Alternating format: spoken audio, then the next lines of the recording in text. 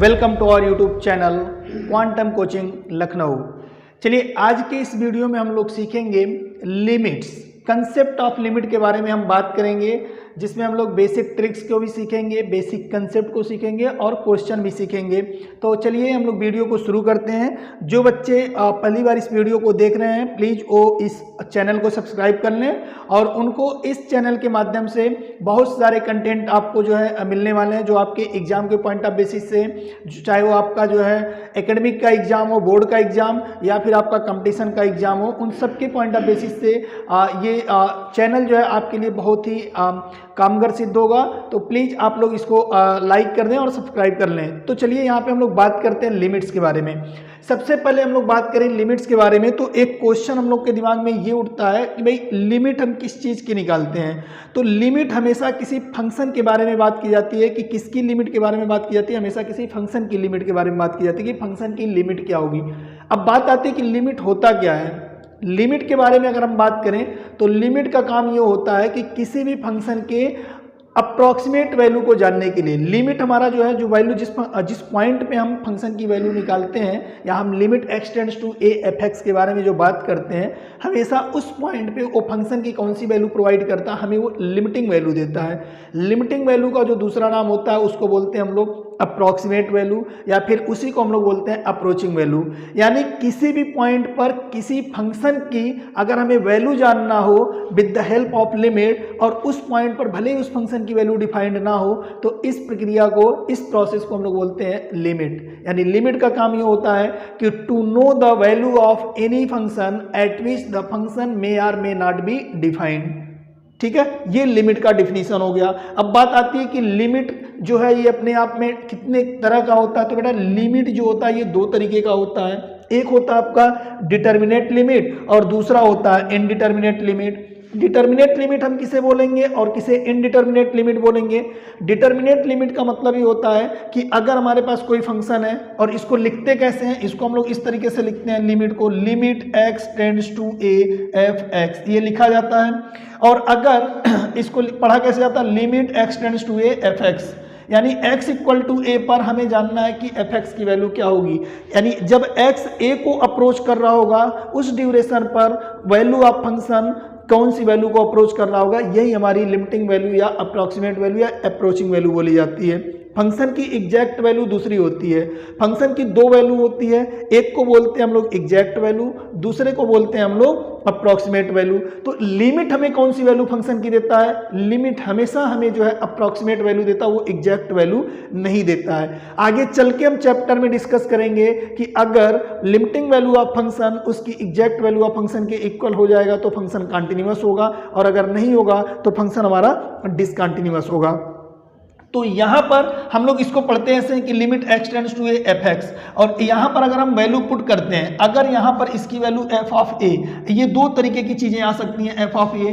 पहला तो ये कि इसका एक फाइनाइट आंसर आ जाए, f ऑफ a अपने आप में कोई एक फाइनाइट आंसर आ जाए। अगर इस f ऑफ a की वैल्यू फाइनाइट हो और डिफाइंड हो, फाइनाइट एंड डिफाइंड अगर हो जाए, finite as well as defined हो जाए, तो हम लोग बोलेंगे कि जो हमारी लिमिट है वो कौन से टाइप की है, डिटर्मिनेट लिमिट है। यानी डायरेक्टली यहाँ पर हम क्या करेंगे, directly put the value of x in function, function में हम डायरेक्टली वैल्यू को पुट करेंगे और अगर उसका कोई आंसर फाइनाइट आ जाए या फिर डिफाइंड आंसर कोई आ जाए तो वही हमारी उसकी लिमिट की वैल्यू होती है, और इस टाइप की लिमिट को हम लोग बोलते हैं डिटर्मिनेट लिमिट। अब बात आती है इनडिटर्मिनेट लिमिट किसे कहते हैं। तो इनडिटर्मिनेट लिमिट के केस में अगर हम बात करें तो यहाँ पर अगर हमारे पास हम value of function x equal to f x पे वैल्यू पुट करने गए एफ ए, यहाँ से दो चीज़ें हो सकती थी कि यहाँ पर आपने पुट किया एफ ए, तो एक तो आपके पास आ गया ये एफ ए की जो वैल्यू है ये आपका एक तो फाइनाइट दे दिया आंसर, या दूसरा हमारे पास ये हो सकता है कि वो इनमें से कोई एक स्ट्रक्चर प्रोवाइड कर दे, इनमें से कोई एक स्ट्रक्चर आ जाए। इनडिटर्मिनेट स्टेप में एफ ए जो है वो फाइनाइट हुआ तो डिटर्मिनेट आ गया, इसी एफ ए की जो वैल्यू है कल को अगर मान लीजिए 0/0 बन जाए, न्यूमरेटर अपॉन डिनोमिनेटर का फॉर्म हो, या इनफाइनाइट अपॉन इनफाइनाइट का स्ट्रक्चर आ जाए, 0 इंटू इनफाइनाइट आ जाए, या इनफाइनाइट माइनस इनफाइनाइट आ जाए, या 1 to the power infinite, 0 is to the power 0, या फिर infinite is to the power 0 का ये अगर स्ट्रक्चर आ जाए, ये फॉर्म क्रिएट हो जाए, तो हम लोग इसको बोलते हैं कि ये अपने आप में इनडिटर्मिनेट स्टेप है, इनडिटर्मिनेट स्ट्रक्चर है, इनडिटर्मिनेट फॉर्म्स ऑफ लिमिट है। यानी there are two types of limit, one is determinate limit and other is indeterminate limit. In case of determinate limit directly we can put the value of x in fx और हमें वहां से जो answer मिलेगा वो इसकी limit के answer हो जाएंगे। लेकिन अगर हमारे पास हमने वैल्यू पुट किया और हमें ये मिलने लगा 0/0 या फिर ये इनमें से ये कितने स्ट्रक्चर हैं, इसके 7 टाइप के हैं, ये 7 स्ट्रक्चर हैं हमारे पास इनडिटर्मिनेट फॉर्म के। अगर इनमें से कोई भी फॉर्म आया तो हम डायरेक्टली वैल्यू नहीं पुट करते हैं, हम इसमें क्या करते हैं, प्रोसेस अप्लाई करते हैं। और याद रखिएगा इसके केस में अगर ऐसा होता है तो हम प्रोसेस अप्लाई करते हैं, और वो प्रोसेस क्या है उसके बारे में हमें डिस्कस करना है। प्रोसेस टू बी अप्लाइड, ठीक है। इसके केस में हम डायरेक्ट लिमिट नहीं निकालते हैं, हम लोग बोलते हैं कि इसके केस में हमें प्रोसेस अप्लाई करना होगा। और प्रोसेस कौन कौन सा है, इसके केस में जो प्रोसेस है वो आपका है कि ये हम जानने की कोशिश करते हैं कि किस वजह से ये 0/0 का स्ट्रक्चर आया होगा, या इनफाइनाइट अपॉन इनफाइनाइट का, या 0 × इनफाइनाइट का, या इनफाइनाइट माइनस इनफाइनाइट, या 1 टू द पावर इनफाइनाइट, किस वजह से ये सारे स्ट्रक्चर क्रिएट होंगे। तो उनमें सबसे पहला जो आता है कि प्रोसेस जो यूज करने वाले हैं वो है आपका कि कोई कॉमन फैक्टर ये है तो उस कॉमन फैक्टर को हम इलिमिनेट करेंगे। तो हमारा जो पहला होगा वो है इलिमिनेट, ठीक है, eliminate the common factor. Common factor को हम लोग क्या करेंगे, इलिमिनेट करेंगे, कॉमन फैक्टर को हम इलिमिनेट करेंगे। दूसरा हमारे पास है कि अगर मान लीजिए आपके पास कोई इरेशनल फंक्शन आया, इरेशनल मतलब रूट में आया हुआ है, तो वहां पर उस फंक्शन का आप क्या करने वाले हैं, रेशनलाइजेशन करने वाले हैं। तो दूसरा हमारे पास प्रोसेस ये है कि रेशनलाइज करेंगे हम लोग, ठीक है, रेशनलाइजेशन, दूसरा रेशनलाइजेशन है। तीसरा हमारे पास ये है कि अगर कोई एक्सपेंडेबल फंक्शन है, एक्सपेंडेबल में जैसे e to the power x हो, log 1 + x हो, a to the power x हो, sin x हो, tan x हो, cos x हो, अगर कोई भी एक्सपेंडेबल फंक्शन है तो उसका एक्सपेंशन वहां पर हम लोग उसको पुट करते हैं। तो यहां पर हम लोग क्या करेंगे कि पुट द एक्सपेंडेबल फंक्शन की वैल्यू है ना, put the value of expandable function, expand the expandable function, expand the expandable function, expandable function को हम लोग क्या करेंगे, एक्सपेंड कर देंगे, ठीक है। तो ये 3 प्रक्रिया, बाकी और हमारे पास और इसमें कौन सा मेथड हम अप्लाई कर सकते हैं, हम स्टैंडर्ड रिजल्ट की वैल्यू पुट कर दें, स्टैंडर्ड रिजल्ट की वैल्यू पुट कर देंगे, यूज स्टैंडर्ड रिजल्ट, ये भी तरीका होता है हमारे पास कि स्टैंडर्ड रिजल्ट का वैल्यू हम अगर यहाँ पे पुट कर दें तो हमारे पास ये सब स्ट्रक्चर हैं जो कि एक कॉमन फैक्टर को एलिमिनेट कर दे रहे हैं, रेशनलाइजेशन कर रहे हैं, एक्सपेंड ऑफ एक्सपेंडेबल फंक्शन कर रहे हैं और स्टैंडर्ड रिजल्ट का हम यूज कर रहे हैं। तो इनके पॉइंट ऑफ बेसिस से हम इनडिटर्मिनेट टाइप्स की लिमिट का हम लोग स्टडी करते हैं, उसके बारे में बात करते हैं। आपके सिलेबस में मैं अगर यहाँ पे हम लोग देखें, चाहे वो कंप्लीशन के पॉइंट ऑफ बेसिस से बात करें, चाहे हम एकेडमिक के पॉइंट ऑफ बेसिस से बात करें, ओवरऑल इस केस में हम लोग देख पाएंगे कि जो क्वेश्चन आते हैं वो इनडिटर्मिनेट फॉर्म से आते हैं। डिटर्मिनेट फॉर्म ऑफ लिमिट के बारे में बहुत कम क्वेश्चन, बहुत रेयर चांस है कि आपसे डिटर्मिनेट टाइप्स की लिमिट आए। जब भी पूछा जाएगा तो इनडिटर्मिनेट फॉर्म ऑफ लिमिट के बारे में बात किया जाएगा, ठीक है। और इनडिटर्मिनेट फॉर्म ऑफ लिमिट में ही हम लोगों को क्वेश्चन करना है। तो चलिए हम लोग एक बात करते हैं जो कि बहुत ही इंपॉर्टेंट एक रूल होता है जिसको हम लोग बोलते हैं LH रूल या एल हॉस्पिटल रूल के बारे में बात करते हैं कि कहाँ पर हम लोग उसको अप्लाई करेंगे और कहाँ पर उसको हमें अप्लाई नहीं करना है, ठीक है। तो LH रूल के बारे में अगर बात किया जाए, जब भी ये स्ट्रक्चर, ये इनडिटर्मिनेट लिमिट के लिए है, डिटर्मिनेट लिमिट में हम बात नहीं कर रहे हैं। डिटर्मिनेट लिमिट में ये अपने आप में कोई 0/0 वगैरह का तो स्ट्रक्चर आएगा ही नहीं, और दूसरी चीज़ आपके क्वेश्चन का उतना पार्ट भी नहीं आएगा डिटर्मिनेट लिमिट से, क्योंकि ये आसान होता है। जब भी क्वेश्चन आपसे पूछा जाएगा वो इनडिटर्मिनेट फॉर्म ऑफ लिमिट से पूछा जाएगा। तो इस केस में हम लोग जरा एक फैक्टर है ना, LH रूल के बारे में बात कर लें। LH रूल है ना, एल हॉस्पिटल रूल, ठीक है, LH रूल, ठीक है, शॉर्ट फॉर्म इसका LH रूल। LH रूल क्या कहता है उसके बारे में डिस्कस करने जा रहे हैं हम लोग।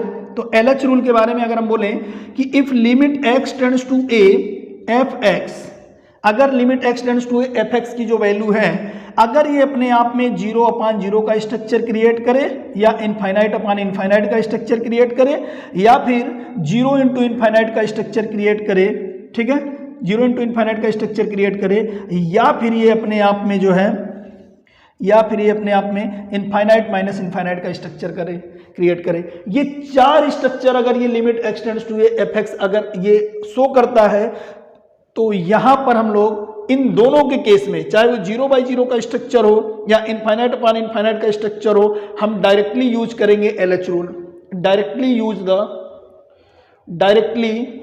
यूज द एलएच रूल, है ना।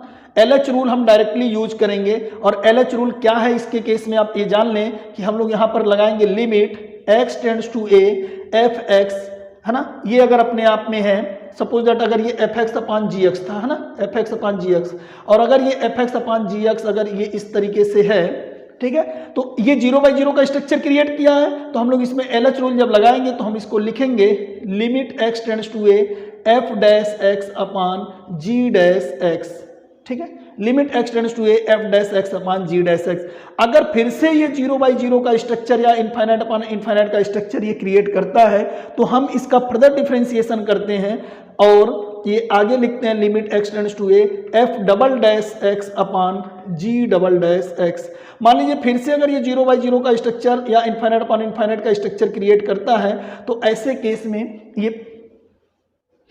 केस में ये प्रक्रिया हम तब तक रिपीट करते हैं जब तक कि हमारा 0/0 या इन्फाइनाइट अपॉन इन्फाइनाइट आना बंद ना हो जाए, ठीक है। तो अगर ये 0/0 या इन्फाइनाइट अपॉन इन्फाइनाइट आना बंद हो जाएगा, उसी ड्यूरेशन पे जो फाइनाइट आंसर आएगा वो हमारा फाइनल आंसर हो जाएगा, ठीक है। तो ये तब यूज करते हैं हम लोग जब हमारा 0/0 या इन्फाइनाइट अपॉन इन्फाइनाइट का स्ट्रक्चर हमें दिख जाए, माने हम डायरेक्टली एलएच रूल यूज कर सकते हैं।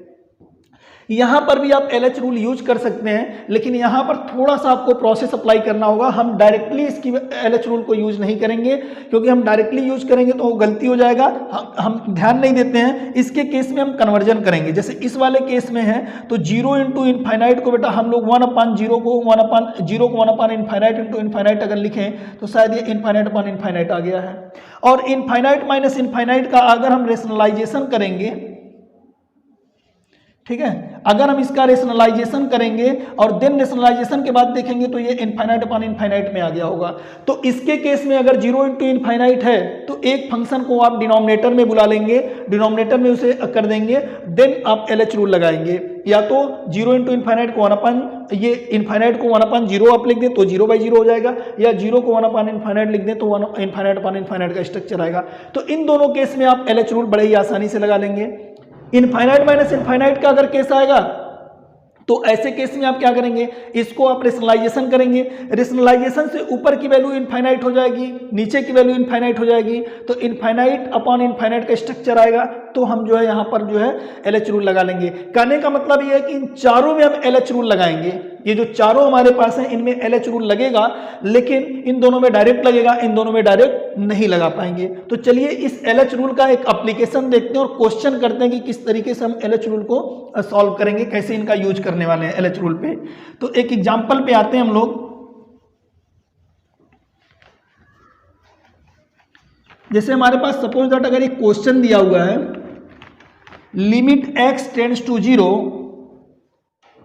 Limit x tends to 0 1 minus cos x upon x square, अगर ये क्वेश्चन दिया हुआ है और आप यहाँ पे देखेंगे अगर आपने x इक्वल टू 0 यहाँ पर रखा तो cos 0 की वैल्यू हो गई 1, 1 माइनस 1 ऊपर बेटा आ गया 0 और नीचे एक्स स्क्वायर की वजह से हो गया 0।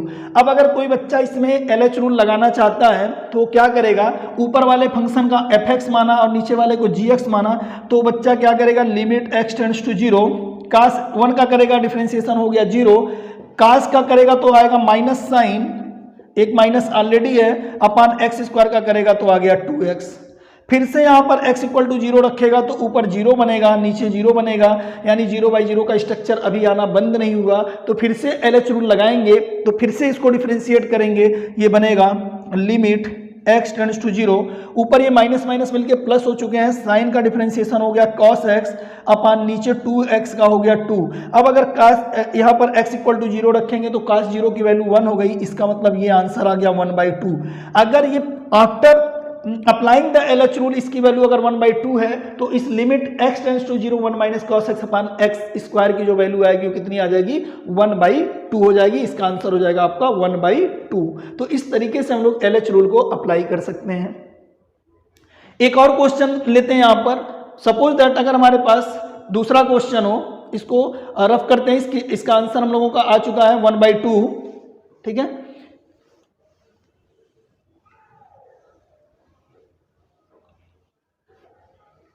चलिए नेक्स्ट क्वेश्चन हमारे पास है। सपोज दैट की लिमिट, हमारे पास एक क्वेश्चन है लिमिट x टेंड्स टू पाई और यहां पर है साइन x अपान पाई माइनस एक्स। अगर ये क्वेश्चन हम लेते हैं, ठीक है, तो यहां पे हम लोग देखेंगे ये तो x इक्वल टू 0 पर है नहीं, लेकिन x equal to pi by 2 पे चेक कर रहे हैं लिमिट इसकी। Limit x tends to pi पे साइन पाई की वैल्यू होती है बेटा 0, पाई माइनस पाई आप करेंगे 0, यानी ये 0/0 का स्ट्रक्चर है। और अगर ये 0/0 का स्ट्रक्चर है तो यहाँ पर LH रूल लगाने के लिए हम लोग क्या करेंगे, लिमिट x टेंड्स टू पाई और यहाँ पर साइन का डिफरेंशिएशन हो जाएगा cos x अपान पाई का हो गया 0 और x का हो गया -1। अब अगर हम इसमें पाई रखते हैं तो cos पाई की वैल्यू होती है बेटा -1 और नीचे एक है -1, तो आंसर हो गया 1। यानी यहाँ से LH रूल इस बार हमने एक ही बार लगाया है और इसका एक फाइनाइट आंसर आ गया, इसलिए इस क्वेश्चन का जो आंसर हो गया वो कितना हो गया 1 हो गया, ठीक है। तो यहां से हम लोग देख सकते हैं कि कितनी आसानी से हम लोगों ने इसका आंसर निकाल लिया, ठीक है। तो LH रूल यहां भी अप्लाई कर लिया। एक और क्वेश्चन देखते हैं हम लोग।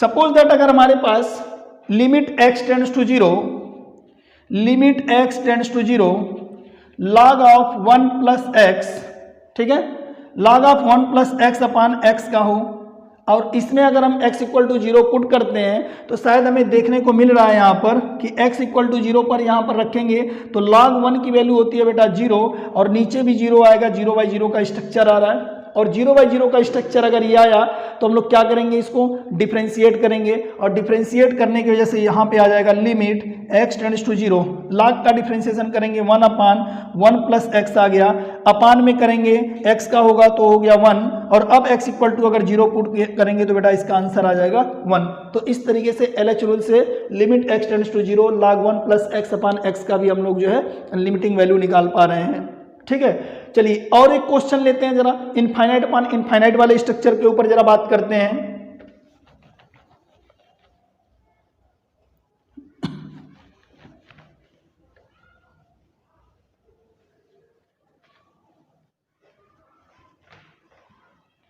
चलिए जरा यहां पे एक क्वेश्चन और देख लेते हैं।